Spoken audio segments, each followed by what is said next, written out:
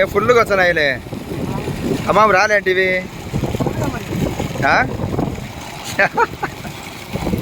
ఏ 2 full కొడుతుంది.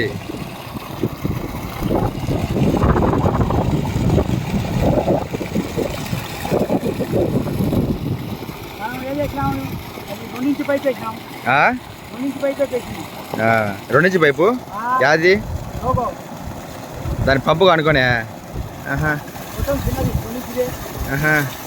ఆ నుంచి రెడీ చేసుకొని 2 పైపులు వేసినాం.